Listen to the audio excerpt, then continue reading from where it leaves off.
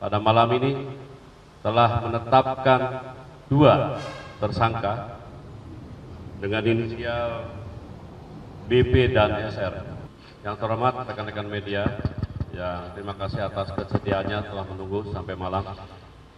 Rekan-rekan media, pada kesempatan malam ini, tim penyidik Kejaksaan Agung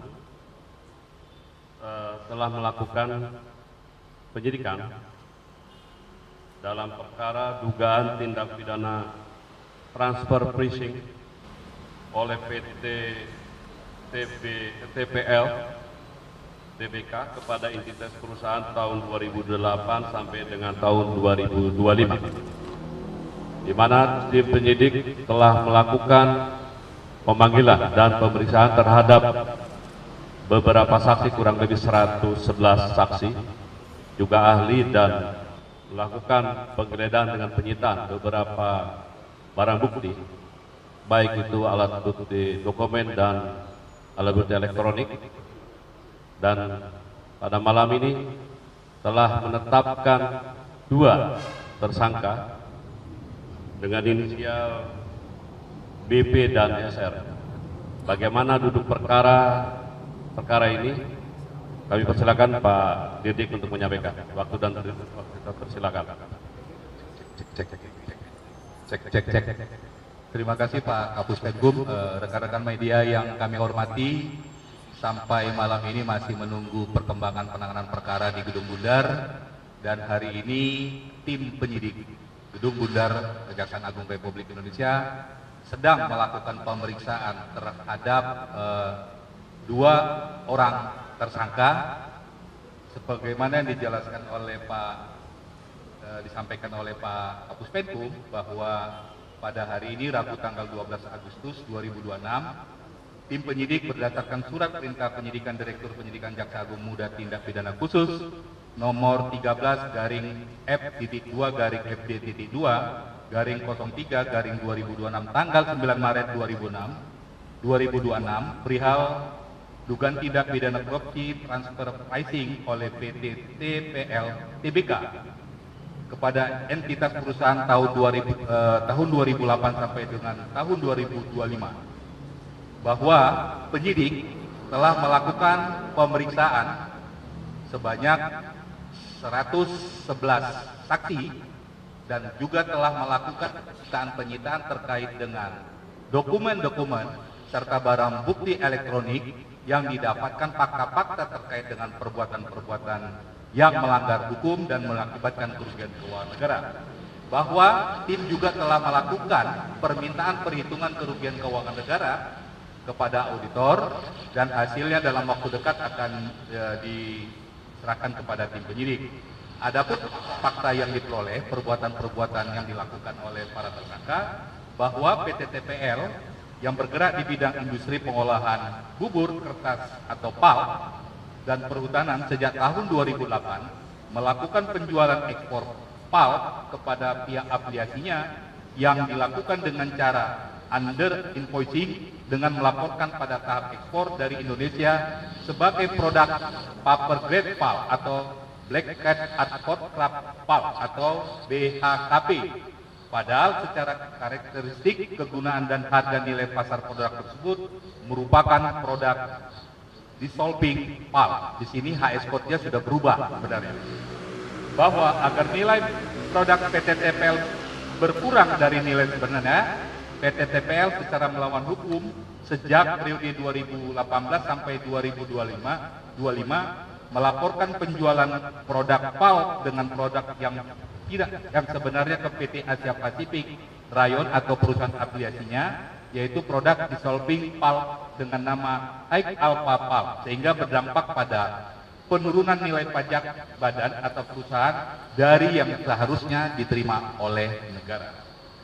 Bahwa pihak PT TPL meminta bantuan tersangka BP selaku penyelenggara negara yang dalam kedudukannya sebagai supervisor dalam pemeriksaan pajak PT TPL tahun 2020 dan tahun 2023, dan kepada tersangka SR untuk pemeriksaan tahun 2024. bahwa tersangka BP dan tersangka FR untuk permintaan dari PT TPL yang secara melawan hukum tersebut tidak melakukan tugas dan fungsinya selaku supervisor, yaitu melakukan pengawasan dan dalam mereview, menelaah KKP dan LHP, sehingga yang tidak berdasarkan pada audit program yang telah disusun oleh para tersangka. Dan atas perbuatan tersebut para tersangka telah menerima sejumlah uang dari PT TPL. Bahwa perbuatan pihak PT TPL bersama-sama dengan para tersangka mengakibatkan penurunan pendapatan negara yang tidak sebagaimana mestinya dan negara mengakibatkan kerugian keuangan negara. Bahwa untuk kerugian keuangan negara dalam perkara ini masih dalam proses perhitungan oleh tim auditor. Dan sementara dari hasil penyidikan kami diperoleh sementara nilai kerugian sebesar 2 triliun rupiah. Dan nanti hasilnya secara resmi akan diberikan oleh tim audit. Berdasarkan hasil ekspos tim penyidik, kami pada hari ini menetapkan 2 orang sebagai penyelenggara negara sebagai tersangka dalam perkara dugaan tindak pidana korupsi transfer pricing oleh PT TPL Tbk kepada entitas perusahaan tahun 2008 sampai dengan 2025. Yaitu berdasarkan surat penetapan tersangka Direktur Penyidikan Jaksa Agung Muda Tindak Pidana Khusus nomor TAP 46-F.2-FD.2-08/2026 tanggal 12 Agustus 2026 dan nomor TAP 47 tanggal 12 Agustus 2026. Bahwa para tersangka tersebut disangka melanggar Primer pasal 603 junto pasal 20 huruf A atau C Undang-Undang nomor 1 tahun 2023 tentang Kitab Undang-Undang Hukum Pidana junto pasal 8 junto pasal 18 Undang-Undang nomor 31 tahun 1999 tentang pemberantasan tindak pidana korupsi junto Undang-Undang nomor 20 tahun 2001 tentang perubahan Undang-Undang nomor 31 tahun 1999 dan subsidiar pasal 604 Undang-Undang nomor 1 tahun 2023. Bahwa pada hari ini juga tanggal 12 Agustus 2026 para tersangka kami lakukan penahanan 20 hari sejak hari ini di Rutan Salemba Cabang Kejaksaan Agung Republik Indonesia. Mungkin itu dapat kami sampaikan dan kami serahkan kepada Pak Kapus Penkum. Baik, terima kasih Pak Dirdik.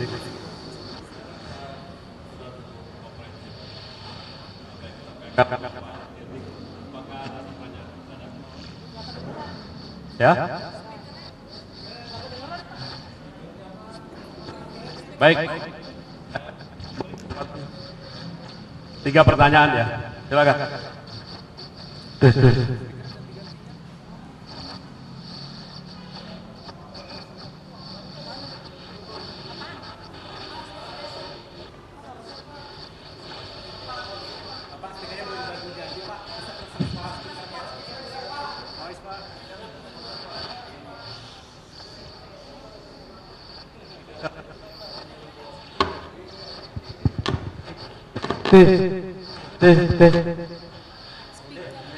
Ya Pak, izin saya Ansari dari .com. Pak, ini kasus ini berdasarkan laporan awal dari Pak Menkyu Purbaya atau gimana Pak?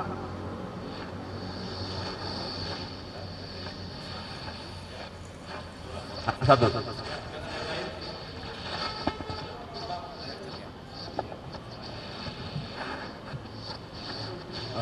Izin Pak, terkait penurunan nilai pajak ini kan biasanya ada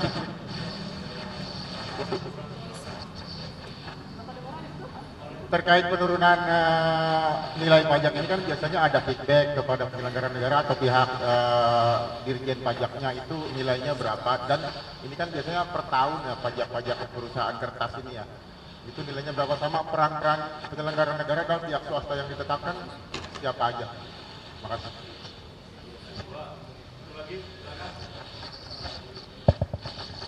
Assalamualaikum Pak Kapus, Pak Dirdik. Pak, ini kan tadi dijelaskan soal transfer pricing dan kemudian itu ada kaitannya dengan HS code. Permasalahan HS code ini juga pernah dalam penyidikan di Jakpitsus, terutama menyangkut tentang komoditas emas yang pernah Pak Kun tadi juga waktu itu jadi direktur penyidikannya. Nah, kali ini kan terkait dengan pengubahan HS code untuk komoditas kertas. Apakah cuma hanya dalam komoditas kertas itu saja pengubahan HS code itu satu. Yang kedua, secara kewenangan pengubahan HS code ini kan ada di level bea cukai. Tentunya harus ada kan tersangka dari bea cukai yang mengubah HS code ini. Gitu. Apakah nanti ke depannya juga memang penyelenggara negaranya dari pihak otoritas yang punya kewenangan mengubah HS code itu? Itu aja, Pak. Ya. Silakan Pak Dirdik. Terima kasih ya, ada 3 pertanyaan. Pertama, mana sumber laporan ini? Tentunya kami mendapatkan laporan dari masyarakat. Itu yang pertama. Yang kedua, tadi terkait dengan feedback yang diterima oleh petugas-petugas ini. Yaitu setiap tahun mereka melakukan pemberian kepada petugas atau tersangka ini untuk merubah pola perhitungan pajak, dan dia tidak pakai masnya. Jumlahnya itu yang kami nanti per tahunnya akan terjadi perbedaan nilai yang diberikan. Nanti dalam dakwaan nanti akan diungkap di persidangan. Kemudian HS yang di dalam laporan yang mereka dalam komoditi ekspornya ini masih dalam tahap pendalaman perbuatan ini sejak 2008 sampai dengan 2025, dan ini masih dalam pendalaman penyidikan yang kami lakukan pihak lain yang terkait dalam penanganan perkara ini dan mungkin dapat dimintai pertanggungjawaban pidana. Mungkin itu yang dapat kami sampaikan. Yang kami sampaikan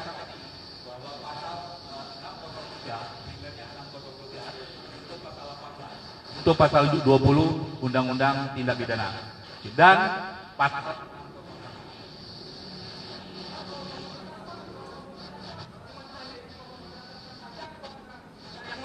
Oke, kami masih dalam proses ini. Yang diekspor adalah PAL kertas. Ada komoditas yang lain dan nanti akan kami cek lagi kembali apakah komoditas yang lain, tetapi dalam penyidikan ini kepada produk kertas.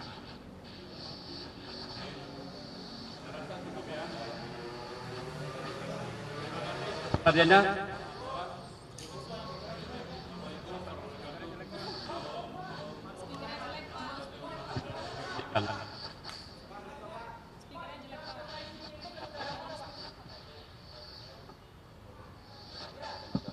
Ke negara luar tentunya dalam proses ini kami luar negeri, yaitu daerah Makau. Salah satu. Ya, oke ya. Mat.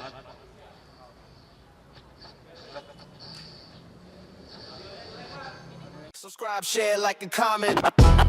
Subscribe, share, like, and comment. Subscribe, share, like, and comment. Subscribe, share, like, and comment. Subscribe, share, like, and comment.